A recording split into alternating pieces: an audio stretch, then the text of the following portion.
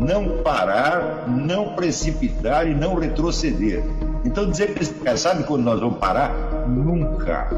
Nunca na sua porca vida. Né?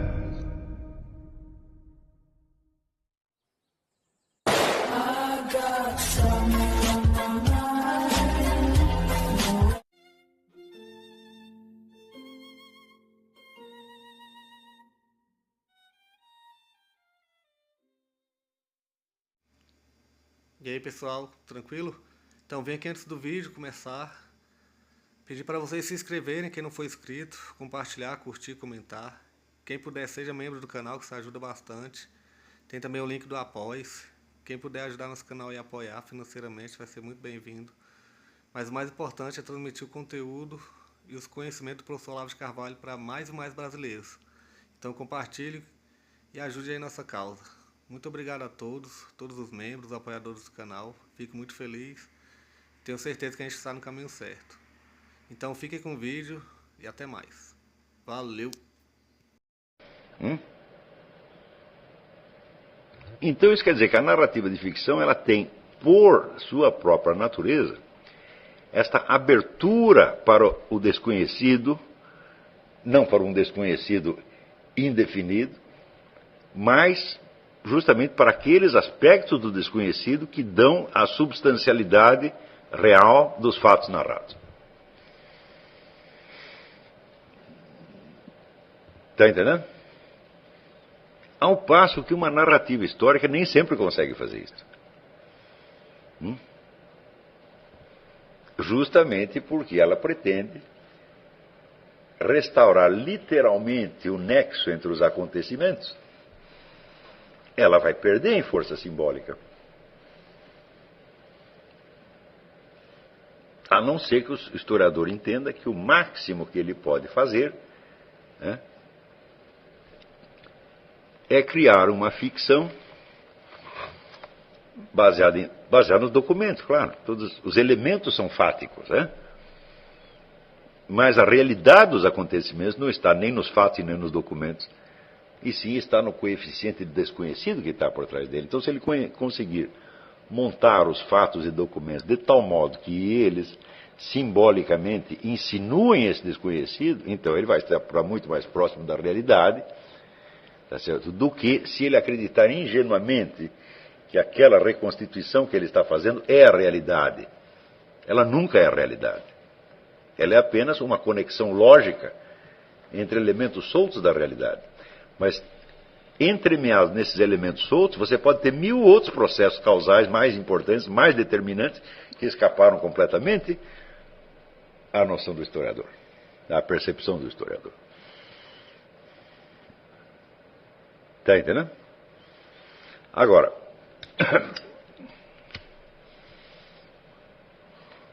um fato da maior importância é que, à medida que o tempo passa, os meios de intervenção deliberada e planejada na história humana se desenvolvem e aumentam. E adquirem um poder extraordinário. Um poder que hoje em dia, vai infinitamente além daquilo que o cidadão comum pode imaginar. Por exemplo, um escritório de engenharia social, ele pode planejar todo o imaginário de uma população pelos próximos 20 anos. E as pessoas vão seguir aquilo sem nem ter a menor ideia de que aquilo foi planejado. Então, se você observar o que aconteceu no Brasil, por exemplo, né? Às vezes as pessoas chegam no Brasil contando que, você não imagina como está aquilo lá, quer dizer, esse negócio, por exemplo, de gaysismo, de anti-homofóbico, então todo mundo aderiu a isso de coração, você está entendendo? Porque você fala qualquer coisa contra gay, as pessoas ficam ofendidas. Eu digo, vocês repararam como isso foi rápido?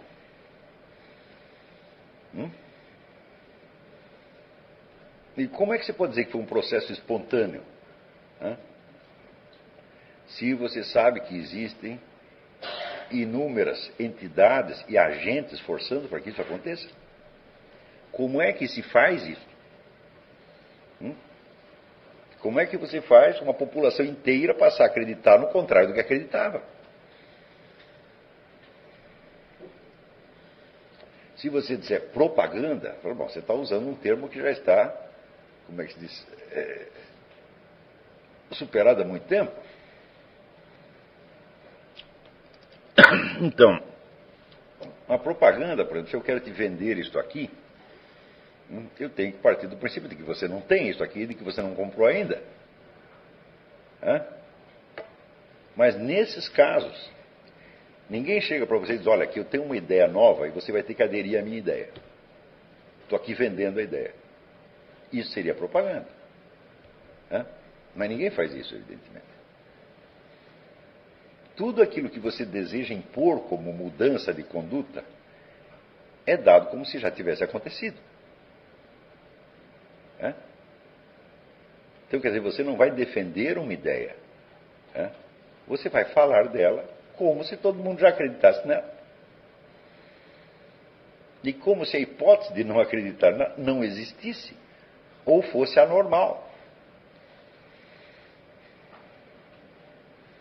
Então, isso aqui é um dado de engenharia social. As pessoas só acreditam naquilo que elas acham que os outros acreditam.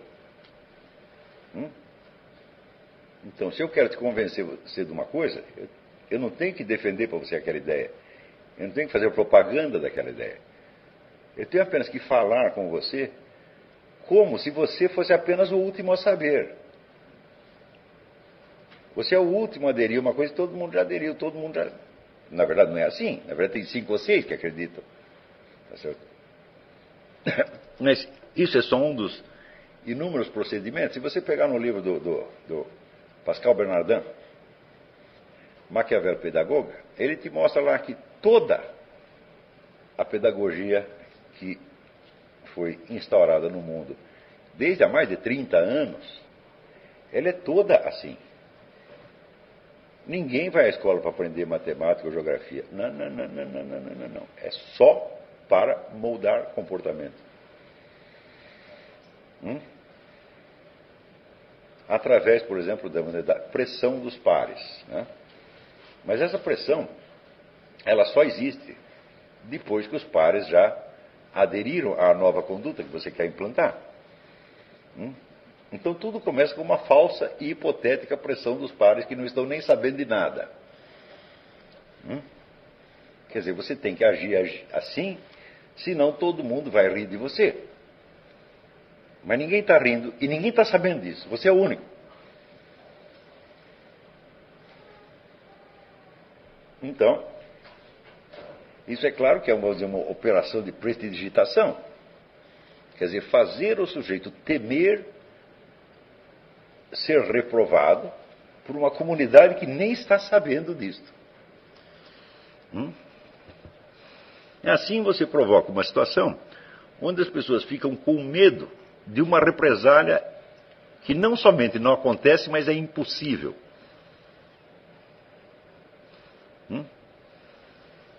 Então, primeiro se instala, vamos dizer, o temor dessa represália. E somente quando esse temor está universalizado, passa a existir alguma possibilidade remota de uma represália real. Ou seja, as pessoas aderem às novas condutas por medo de uma ameaça inexistente, impossível. Então, vamos dizer, esse aqui são preceitos básicos de engenharia social. Então, e estou dizendo isso só para vocês terem uma ideia, vamos dizer, do poder transformador que a ação deliberada e planejada pode ter sobre a sociedade. Então, os meios de fazer isso, eles somente apareceram no curso do último século.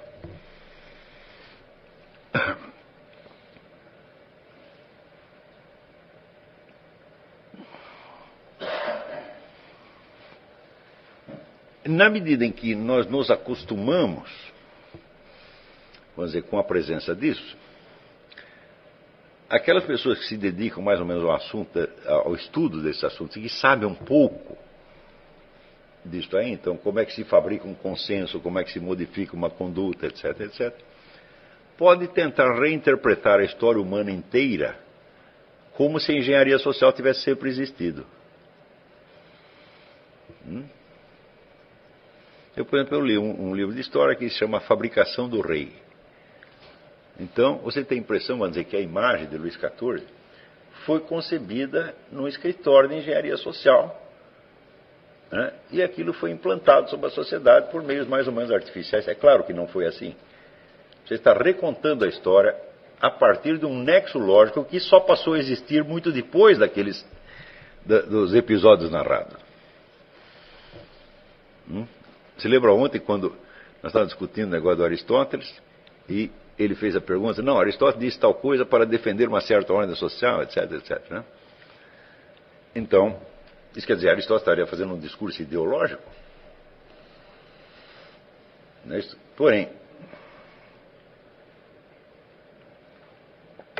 a possibilidade da existência de um discurso ideológico só surge depois que você tem movimentos de massa.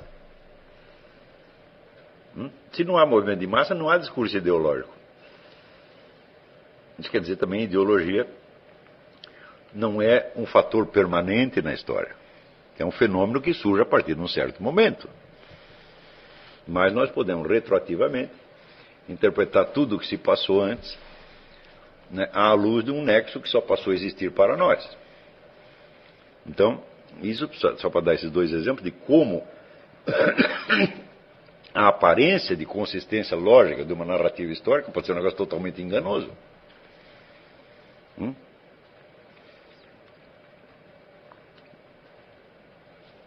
E é nesse sentido que nós dizemos, olha, as obras de ficção, as narrativas ficcionais, elas são mais verdadeiras historicamente do que qualquer obra de história.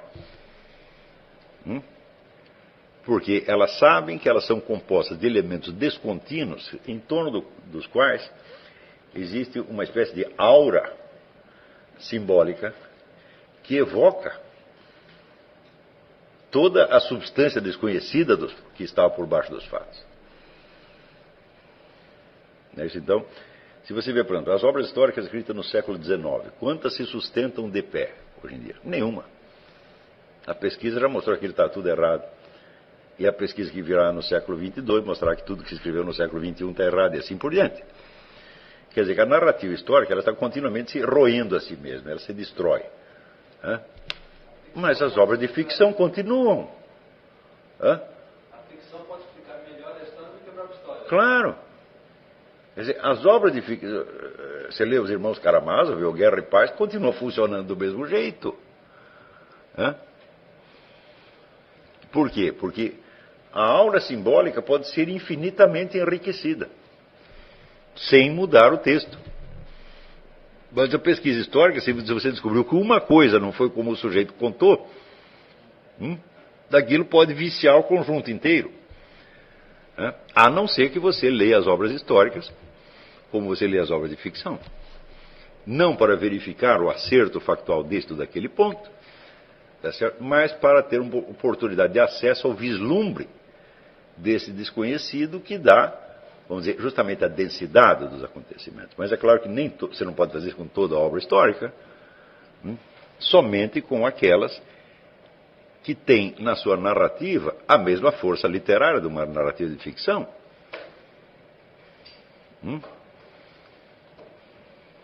Então, vamos dizer, a veracidade desses documentos vai muito além da veracidade dos meros fatos e textos e fontes, etc, etc. E eu não acredito que o nosso conhecimento do passado possa ir muito além disso. Quer dizer, ou você faz uma narrativa histórica, científica, entre aspas, acreditando que você captou certos elos lógicos entre isso e aquilo, só para 3 dias depois de outro historiador mostrar que está tudo errado, tá certo? Ou você, sabendo que a sua narrativa é fragmentária, você a deixa em aberto para que o desconhecido a preencha. Agora, veja que todos nós vivemos o tempo todo baseados na unidade do real, na unidade substancial da nossa própria pessoa, tá certo? E, vamos dizer, na perfeita continuidade da existência. Essa continuidade é inapreensível, a unidade substancial da nossa pessoa é inapreensível. E nós podemos dizer que isso são apenas crenças? Digo, não, se fossem crenças seriam elementos do nosso pensamento e seriam revogáveis, seriam impugnáveis. Mas não são. Mesmo o sujeito que diga, como David Hume, que ele próprio não tem unidade substancial alguma, ele diz, eu só tenho estados separados e não existe nenhum eu substancial por trás disso. Mesmo o cara que diz isso, ele continua agindo como se ele fosse um eu substancial. Ele pode negar o eu substancial da boca para fora, mas ele não pode agir como se ele fosse várias pessoas, como se ele fosse apenas fragmentos de várias pessoas. Então, ele não agiu assim em nenhum momento, porque se ele agisse assim, teria sido diagnosticado uma esquizofrenia.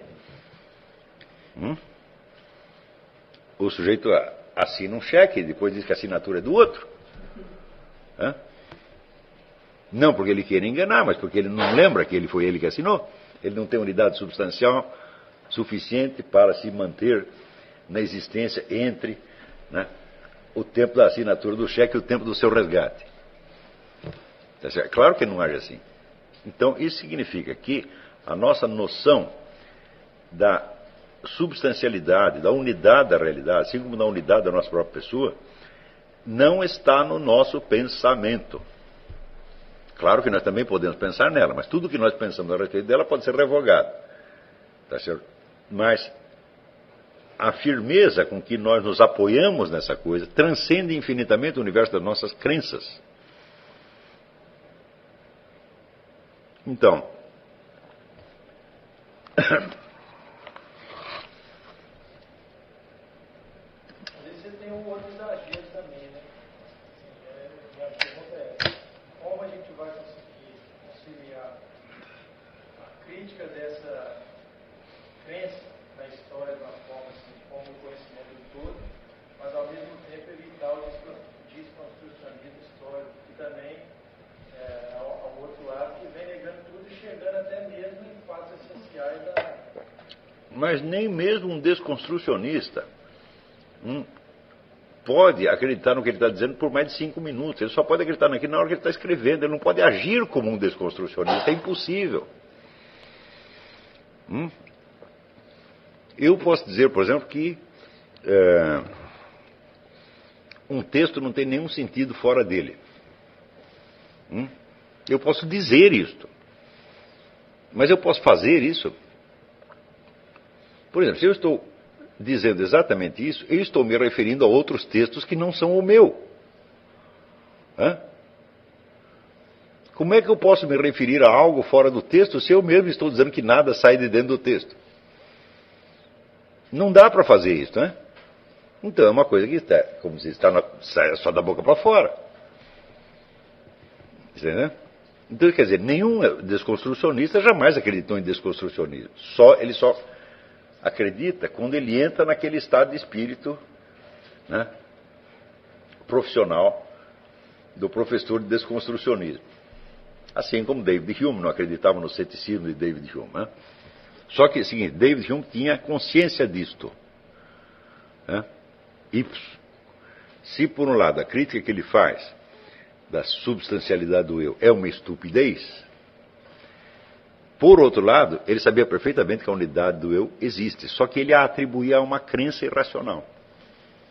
Ele disse, olha, a base de toda a conduta humana é uma crença irracional. Por quê? Porque só a crença irracional funciona. Então, está mal colocado, mas está se aproximando da verdade. Né? Ele está querendo dizer que a unidade substancial está colocada num nível mais baixo, que nós não podemos apreender, que nós não podemos pensar. Então, o uso da palavra crença está errado, porque crença não passa de um pensamento. E sentimento. Sentimento é, vamos dizer, algo que se passa na nossa psique. Não adianta você procurar a unidade substancial no sentimento, Porque frequentemente você tem o sentimento de insubstancialidade também. Né? A ideia dele, não, ele está querendo dizer algo que está para além das possibilidades expressivas dele.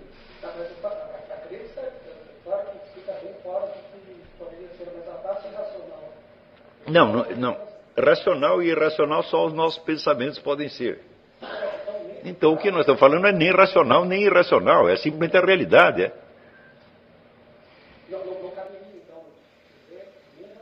Não.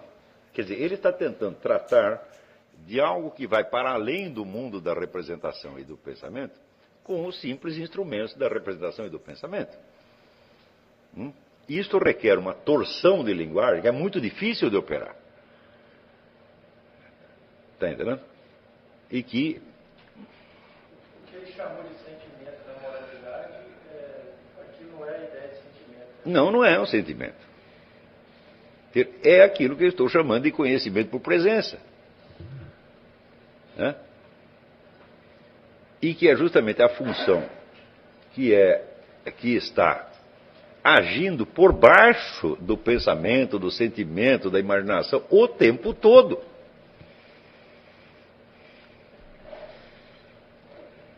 Senão nada seria pensável e nem representável nem por um único momento.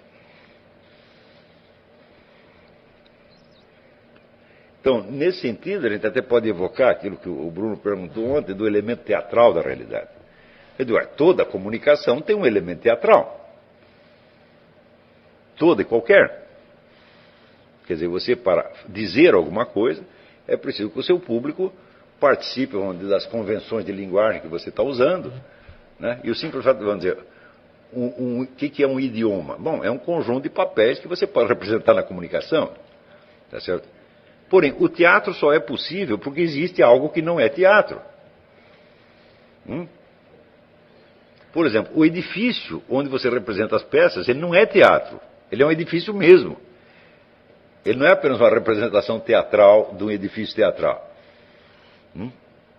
Claro que você pode também, dentro de um teatro, no palco do teatro, você monta outro edifício que representa um teatro.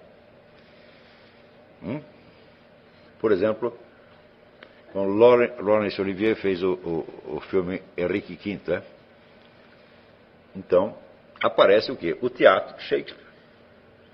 Né? Dentro do teatro. Você tem o palco e dentro do palco você tem um outro teatro que é o teatro do tempo Shakespeare. Só que nós sabemos que este segundo teatro não é de verdade, que ele é somente teatral. Ao passo que o teatro onde está se representando, né, a peça é um edifício de verdade. Então, todo teatro postula a existência de algo que vai para além do mundo teatral representado. Só que não se fala daquilo durante a peça. Né? E se você fizer como dizia Bertolt Brecht, o teatro épico, né? Em que os atores estão toda hora lembrando a plateia que aquilo é apenas uma peça. Né? Quando o ator faz isto, ele está remetendo a plateia à realidade? Não, ele está usando a própria realidade como mais um elemento teatral. Quer dizer, o ator chega e diz, olha, isso aqui é tudo apenas um fingimento, apenas uma peça. Bom, se ele dissesse isso a sério, todo mundo teria que ir embora do teatro na mesma hora. Então, o que é? É um fingimento de realidade dentro da peça. Isso é de fingimento de segundo grau, né? Que é até mais persuasivo ainda. Não é isso?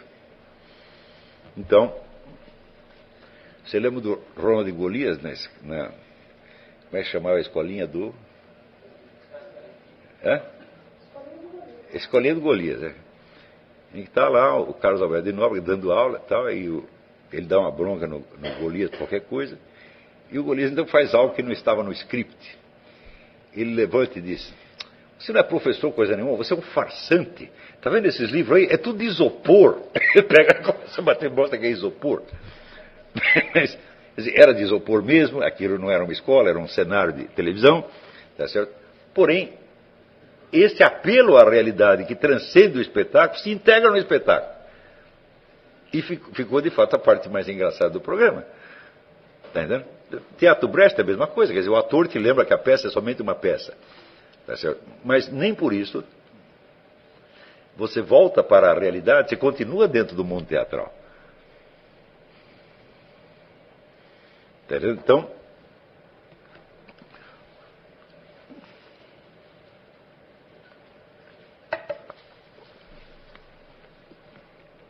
todo teatro, e portanto também toda a comunicação, coloca você dentro de uma rede de convenções que só funciona porque você sabe que existe algo que está para além da rede de convenções. Este algo você sempre sabe, mas você não consegue pensar.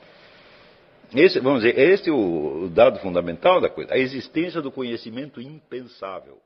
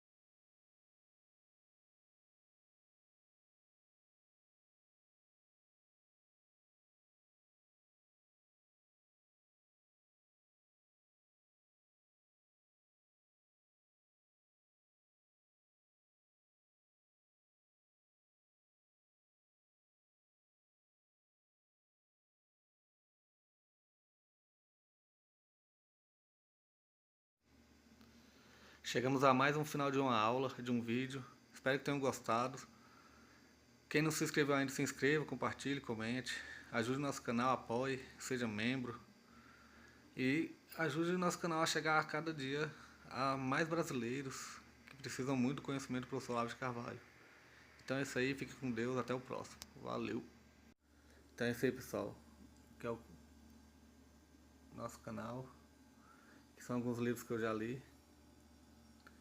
A maioria foi doação, mas alguns eu adquiri, professor Olavo de Carvalho. Alguns livros se perderam aí que eu emprestei. Professor Alexandre Costa. A Bíblia Sagrada. 10 lições sobre Karl Marx. Indico a não ler esse livro, que é muito ruim mesmo. Alguns pensadores aqui que realmente, como o professor Olavo de Carvalho disse, não são pensadores. Valeu, tamo junto aí. Apoie nosso canal, seja membro.